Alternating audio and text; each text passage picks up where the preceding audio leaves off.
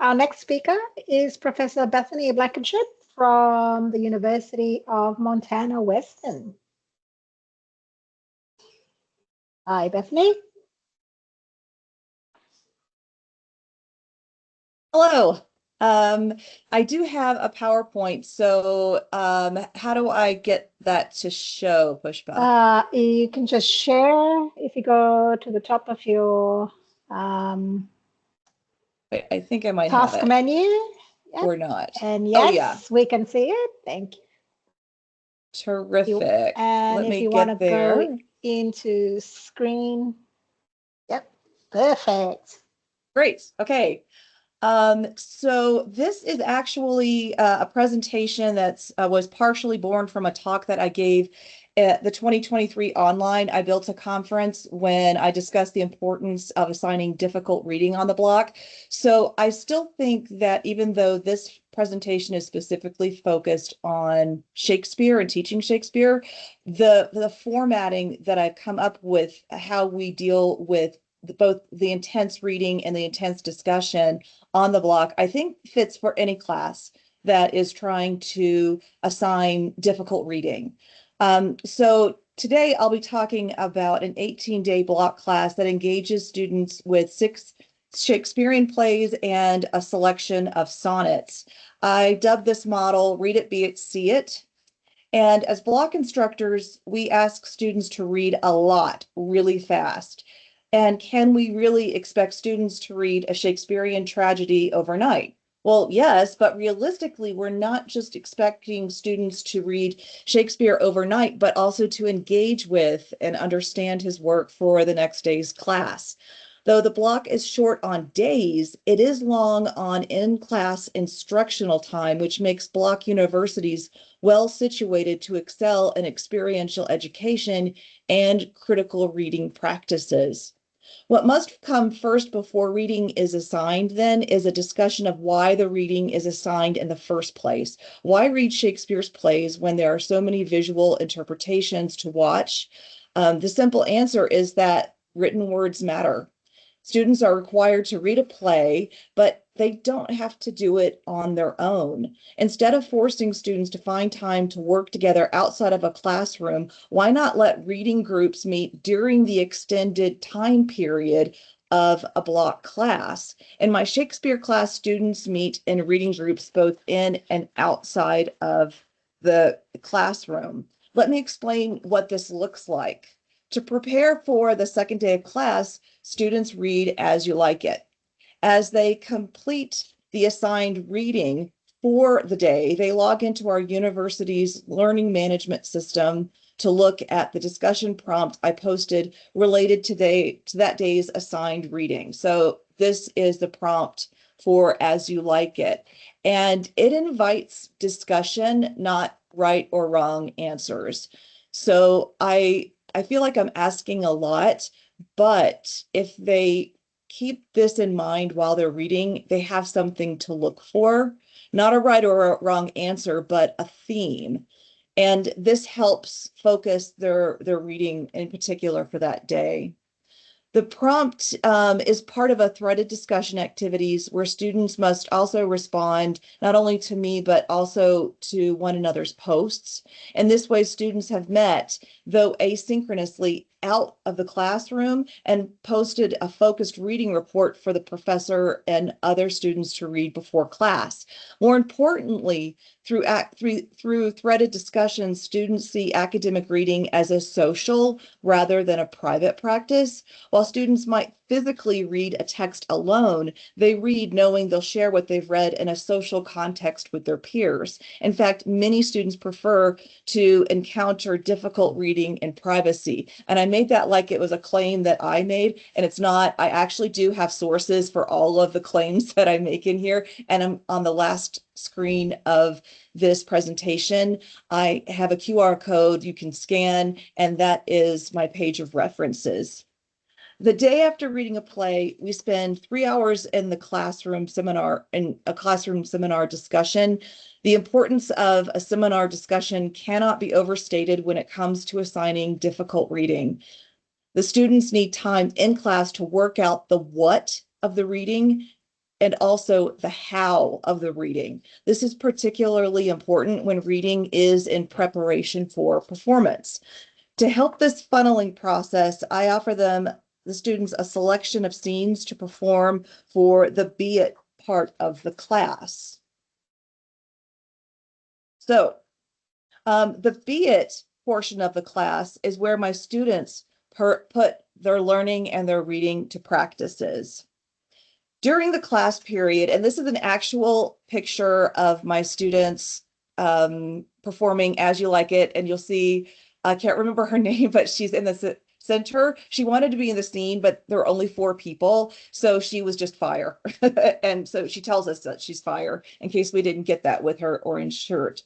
During the class period following seminar discussion, students stage a dramatic reading of the scene chosen by the class. Of course, there are a lot of good, important pedagogical reasons I want students to perform Shakespeare, but the literature teacher inside of me always wants students to know that when it comes to Shakespeare, there are an infinite number of interpretations of characters and themes, and sometimes something as simple as having one character stand while another one sits can monumentally change how an audience understands the play. The students in small groups use the first 2 hours of class blocking their scene while I push them to think about how the words lead to movement and action. And the final hour, students perform the scenes while I record and upload them to our class's web space. Later, students watch their scenes and write on our discussion board about themes, characterizations, and action they saw in their scene. This is an important step for the students. While each of them take part in their scene production, they don't necessarily see the other group's members' facial expressions or gestures. These moments seen as an audience member rather than a performer often edge the student's overall interpretation of the play in a different direction. They're essentially seeing the play differently from how they read it initially. And the key to this evolution is the action, the being part of the read it, be it, see it model. This brings us to the last day in our model. We watch the student scenes in class and I give them time to interact with the videos with discussion about what they had intended to do in the scene versus what the scene actually looked like. Then I show them their scene as produced by a number of different film and play directors. And we continue the discussion about how Shakespeare's play texts leave room for many, many different interpretations. And then we start the read it, be it, see it model again, but with a different play. We do this for 4 plays in total, and the students write essays about the first 2 plays and the last 2 plays. So here's an example of an essay prompt for students that they may use to write their first essay. And I encourage students to use their writings from our discussion board as pre-writing for this assignment. So you see, again, this is a question very much like the question in the discussion board that invites more discussion, but it requires them to use evidence from the stage productions as well that they put on, as well as one film. So they have to analyze their own interpretation on stage. What's important to me is that the students have something authentic to write about in their essays. Students are engaging the play text with theirs and others' performances to demonstrate a critical understanding of not just the words of a scene, but also the action, spectacle, and meaning of the scene. Paulo Freire wrote, "Reading is not walking on the words, it's grasping the soul of them." And I love that quotation. I'll give you a minute to take it in. It's such a good quotation about reading in the classroom. If we want students to grasp the souls of the words, we need to allow them to read Shakespeare's work and to walk the stage with them. So here is my reference page. Please feel free to get your phone out, scan that QR code. All the references are there.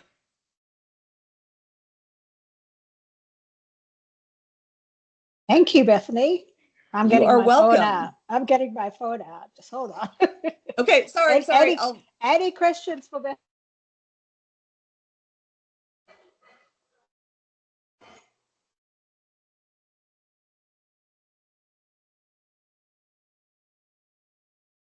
Well, I'll squeeze in a quick question. Do the Oh, thanks, students Pushpa.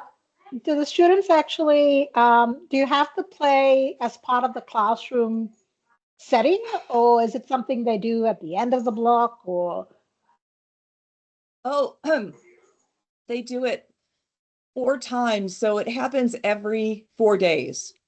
oh, Um, and we're very lucky that the person in charge of our small theater has been so kind as to let us use an actual theater space, which literally is just down the hall from where I teach the class. So they rehearse all over the building, depending on how many groups there are, because I need to separate them and give them space to work out their scene. But yeah, they're actually in the theater performing them. But I put performing, I should put that in air quotes really, because it's more of just of a dramatic reading. You saw from here. Whoops, there that they have their scripts with them, and they do move around a bit and change how people are sitting, and yeah, and of course fire is there to let us know. So Ona, Christian?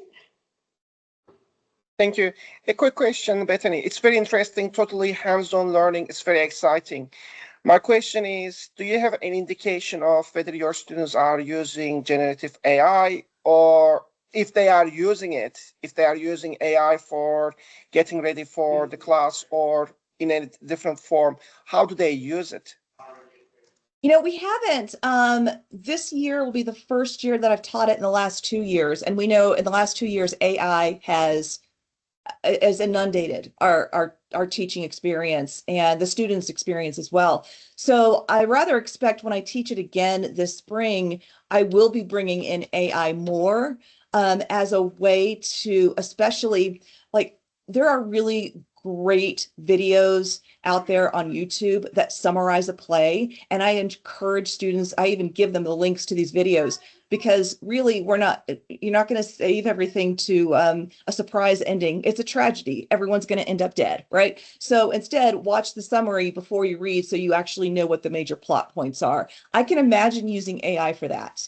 As far as the students actually using AI to write one of the papers, I think it would be hard to pull off given that they have to write about themselves. um, and AI, I guess really couldn't pull that off when they're talking about their own scene that they put on. So I'm interested to. Sorry for jumping. I do have a very big caveat about that. AI is Mhm. getting better and better about reflection and writing about oneself if the right prompt is used, because I'm trying about this myself and I'm getting great results. It's quite scary. Right. And especially Grammarly has a way where you can basically upload your paper, and then where it's already got all the things that you want in it, but then it'll make it fancier for you. It'll change your wording, it'll clean up all the grammar issues, and that's a problem. That's definitely a problem because I really want it to be theirs. I do have a good AI detector that I use. But I'll have to see what happens this go around. So think good thoughts for me around April when I teach this class again. All the best. Thank you. Thank Que- you. question from David? Hi, Bethany. I have a personal view about AI is that our students no longer need to know how to write. Writing is a dead skill. Nobody needs to know how to do it anymore, but we do need to be able to read. And I find that people just don't read anymore, and they can't read. They can't grasp the words. They can't get them. They can't get what the writer really means. Even in reading an academic paper or something as poles apart as Shakespeare. I can't imagine any of my students ever understanding Shakespeare. So what, I'm interested in your view. And is writing now a dead skill that students don't need to know how to do, but critical reading is now far more important, especially if you're reading something that's AI generated. Your critical reading skills have to now be so sharp to pick up to interpret what the writer is actually meaning. Right. And I agree. I don't know that I agree that writing itself is a dead skill because of the way I teach freshman first year composition too. And so I teach writing and reading together, that that the writing that they do in class, which they do quite a lot of just with their hands and a pen, helps them understand what they just read. Because I'm trying to teach them that you don't have to have an idea in your head to write. Sometimes the act of putting pen to paper helps the ideas come, right? Mm. So having those two things happening in the class every single day, and generally that happens in my Shakespeare class too, that we're reading and writing and going back and writing more and trying to generate some ideas for discussion. The critical reading is tough, I won't lie. And all the research that I've shown is that we tend to err on the side of saying, hey, this is college. You should know how to read. They know how to read. They're literate. In my 30 years of experience, I've never encountered a student who was truly illiterate, but they don't know how to read for me. And I have to teach them. And that means, okay, let's talk about how we would break down this scene. And in the longer presentation, I actually start with, in Shakespeare class, with where we look at sonnets and actually we make the sonnets a little bit more understandable. And we start the reading of Shakespeare with those smaller chunks, right? And that makes it certainly easier for them, but they do need to know how to read for you. So that's part of the process, I think, that teachers who are not teachers of reading and writing like I am think, well, I don't know how to teach that. You do. Just break down how you do it and what you want them to get out of it, and then manage to put it into that nice long instructional time that we have. That was a great question too to think about, and terrifying as well. I have a colleague who says, you know what, you want to use AI to write, you go right ahead. You better hope it's still there when you're on the job. Because it's not. You're welcome. Thanks, Bethany. I You're hope that welcome. also answers your question, Sam, in terms of some tips about grasping the soul of words. So just moving on then, I would Thanks, like everybody. to invite, thank you, Bethany. Lovely to see you again. You too.